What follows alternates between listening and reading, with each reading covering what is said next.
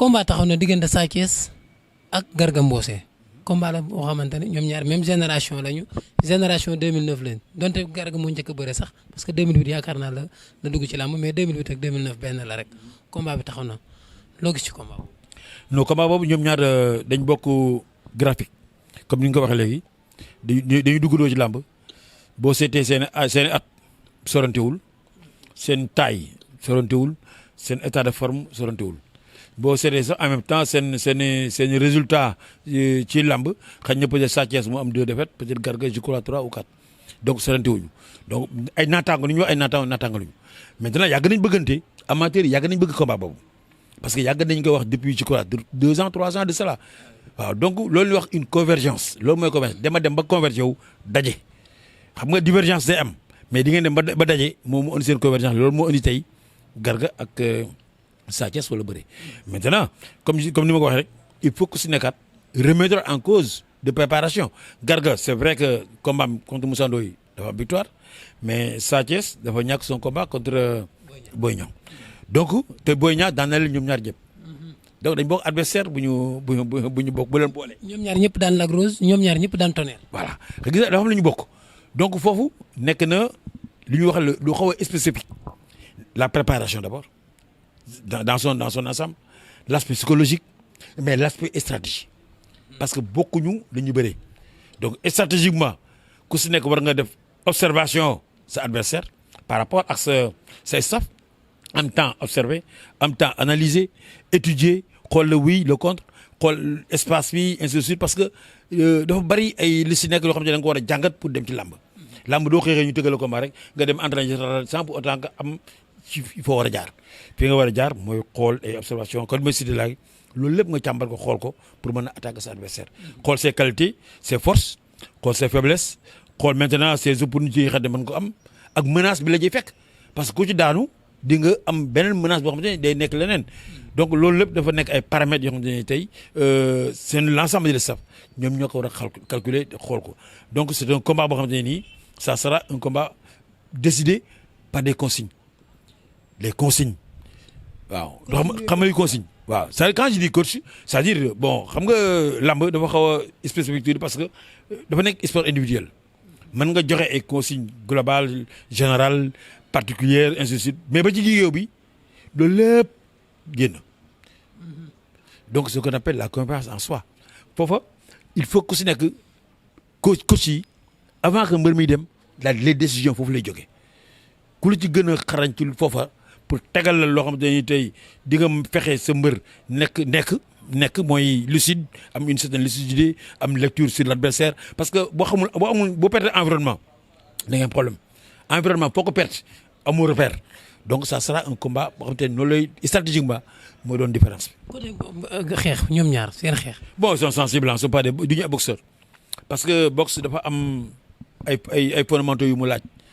mën a def ay crochet court wala crochet long wala ay direct wala ay jab wala ay uppercut yooyu yëpp mbër bi pour mu am ko jàngat bu yàgg la mais ni ko mbër di jàngee am combat wala ñëw salle def quelques séquences non ku tane en principe je crois que c'est des bon seen qualité boxe je crois que day am un dominant un dominé répondant lay am rek dóoral ma fayu parce que boo xool Sa Thiès wuli la fi dóoranteel moom kaw mais Garga am na 4 kaw. waaw même Garga day dóor am na riposte boo dégg mën a répondant la mooy li ma expliqué mooy répondant riposte dóor ma fayu ñëw à l'action te Sa Thiès boo gisee li ci ëpp na def day mëb rek dóor aksi donc amul combat mu yéex xeex mais nag ça prive parce que technicité bi mu soxla ci bëri am prise moo gën a wóor dóor mu daanu c'est aléatoire ci combat.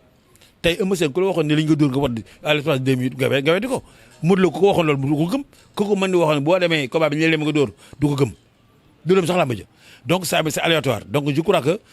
li am fondamentaux mooy bëre bi nañu jiital bëre bi d'abord peut-être li ñuy wax ay ouverture la ainsi de suite mais nañu fexe jàngi moytu nañu fexe jàng nu ñu dóore nañu fexe aussi boo jëlee coup noo koy mu natte téye ko ba am yenn appui yi ba xam te ne du indi problème parce que ñoom ñaar ñëpp seen force de frappe am baax na parce que seen taille dafa baax macha allah et c'est des jeunes qui s'entraînent aussi dañuy entraîner ñoom continuellement dañuy entraîner donc ça implique ne ça sera un combat très ouvert très très très ouvert parce que dañ bëgg mas a bëggante ak lu ñu mën a moytu yëpp yàlla boole na leen dañu bëre. lan moo tax nga ne combat bi amul favori. non c'est pourquoi seen parcours moo tax seen parcours moo tax parce que même graphique la te seen résultat boo seetee je l'ai pas dans la tête mais quand je dois analyser je dois aller 50-50 tey bu fekkente ne tey Sa Thiès benn défaite la amoon ak circonstances yi ak conditions yi donc là au moins nga ne mooy favori. Comment ça s'appelle Garga dafa jiitu ba Sa Thiès même bu dee 1 an peut-être résultat boobu aussi day joué ci parcours boobu moo tax wala dañ tolloo seen graphique. Franc Tyson 2.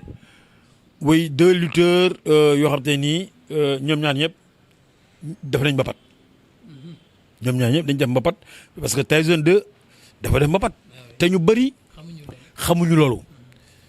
parce que bi ñuy def tournoi RDV bi. waaw RDV c'est Arena Tour ah. voilà donc bu mu koy def booba moo ko jël mais boo seetee ci bëre la daane ñëpp ba pare nekk Pikine nekk si Eumeu Sène jaar équipe nationale non moo laa wax ne comme Franc aussi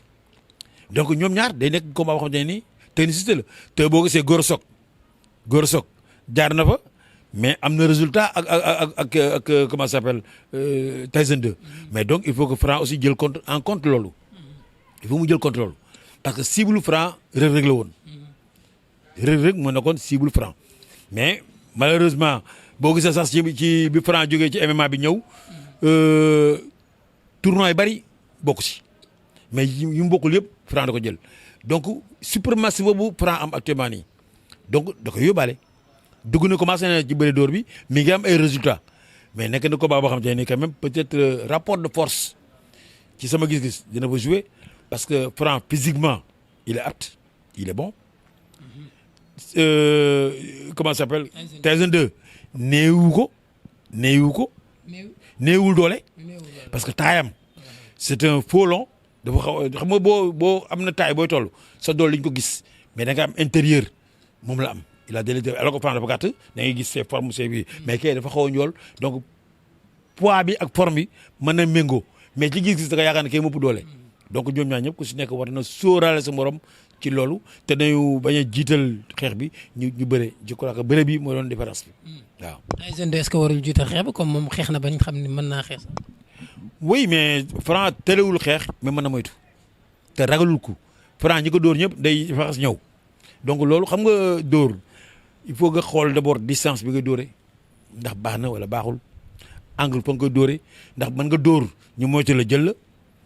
ah Eumeu Sène da koy def day laaw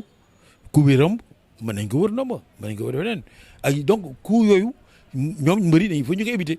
parce que soit si en direct dafa war comme wax direct dafa war a dal à l'impact boo ne direct dafa war dem impact boo ne crochet court dafa war a gàtt dal boo ne crochet long dafa war a gudd mais dafa war a dal donc impact bi il faut que tout le temps ñu ko sorale bu ci àggul à l'impact rek xamal ne erreur nga def donc ces erreurs nag il faut que les entraîneurs commencent ko corriger ak ñoom pour nous permettre que ku si nekk éviter le maximum d'erreurs pour pouvoir quand même atteindre objectif bi nga soxla. dernier combat Mama Lamine Garga 2. oui Garga 2 j'ai même appris que jóge na école ba je l'ai appris par les journaux je sais pas si oui ou non mais combat boo xam ne aussi Mama Lamine c'est un gosse qui monte qui a commencé à gagner la confiance de son écurie d'abord parce que Mbargane ma ngi ko nuyu nekk na koo xam te ne aussi il encadre bien ses poulains parce que boo seetee écurie yu bëri dañuy am problème de remplacement dañuy dem ba si kaw équipe bi commencé yëngatu duñu am ci suuf gi mais Lamsar loolu dalu leen Lamsar ils ont au moins 5 ou 6 lutteurs yoo xamante ne ñu ngi ci suufu ñoom Nees Tidiane Faye Fëgala ñooñu tey bu ñu bàyyiwoon boo yooyu ñooy ñëw remplacer leen ñoom El Hadj Diop Aliou Diop ak boo yooyu yëpp ñu ngi ci Pakala 2 donc ñoom ñëpp dañ nekk ci phase montante donc confiance boobu ñoom ak seen jeunesse da leen permettre ñu mën a def essayer def un résultat Garga il n'est pas mal parce que fu mu nekk doon def résultat mais ci defet la jóge suma jëmul voilà ci defet la jóge donc yooyu yëpp ay facteurs la yoo xam te ne nii tey moom war na ko mën a bërale et puis dafa jóge si écurie def si benn écurie donc c'est manquement bu ko amul temps de rectification de préparation mën na ko indil gàllankoor sur le résultat tandis que l'autre il est déjà dans son écurie il est bien encadré donc l'encadrement dafa am solo donc souvent les lutteurs dañuy déplacé wu mais après dañuy am en fin de compte des problèmes d'encadrement des problèmes de repère des problèmes d'orientation donc loolu lu ñu war a travailler la voilà mais je dis que daal Tyson 2 il n'a qu'à respecter Boy Mama Lamine. kii nu mu tuddati Quench boy bi Quench Double Moteur. Ah oui, ok. Bon, c'est des lutteurs de force, bon, force de manœuvre, parce que nous dañuy manœuvrer en force, dañuy attaquer en force, dañuy songu, et puis ragaluñu xeex bi, dañuy surtout Double Moteur. C'est dans le désordre qu'il se retrouve. Double Moteur, il faut mu nekk am désordre, jaxasoo kërëng il se retrouve. Waaw, alors que Quench, il est calme. Ku tey la, ku tey gisoo ko li mu indi le problème Diène Kaïré. Diène Kaïré tout le monde attendait que Diène Kaïré def combat bi mais Quench aussi tekkam parce que nit ki qualité am ni mu mel da nga koy nangul c'est souvent les gens disent ay Lac de Guiers il est défensif non parce que làmb dafa am lu ñuy wax autodéfense attaque défense de Lac de Guiers loolu am alors que Quench xale la am na doole gisoo ba papi général doo ko xaaba jàpp ko yow jaagisu ñu mu daan ñëpp day xaaba ne tiib jàppal ak doole daan la donc combat boo xamante ne ñoom ñaar doole la laaj waaw ku ci ëpp doole yaa ci ëpp chance parce que doole ji des après c'est des techniques de lutte ainsi de suite mais doole dëgg entraînement bu doole la laaj. bëgg naa ci yow. man maa la gën a bëgg di la nuyu di la vraiment féliciter encore parce que bi nga ñëw ci lamb ji ak léegi je vois que yaa ngi progresser et puis Ibrahima aussi maa ngi koy féliciter di ko encourager parce que le soutien qu'il a eu à avoir def une partition ak man je crois que ça sera quand même quelque chose boo xam ne tey adduna bi yëpp bëgg naa ñu gis seen bopp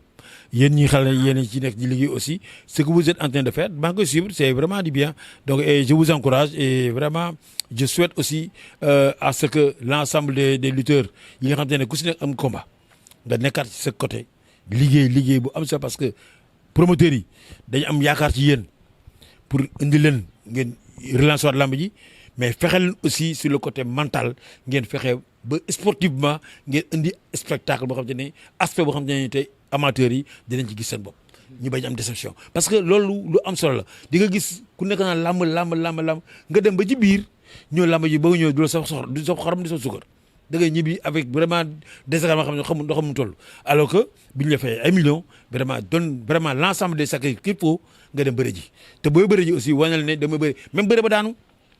loolu moo tax man je donne l'exemple de Baboy l'exemple de Baye Mandione donc c'est des lutteurs xam ne day ñëw joxe la ñu am bi fi nekk di calculer loolu mooy spectacle Baye Mandione tey normalement dafa war am chaque année ay combat parce que animation am na ko public am na ko day ñëw face à face da koy animé lamb ji du ko tricher day ñëw bëri ko mu jeex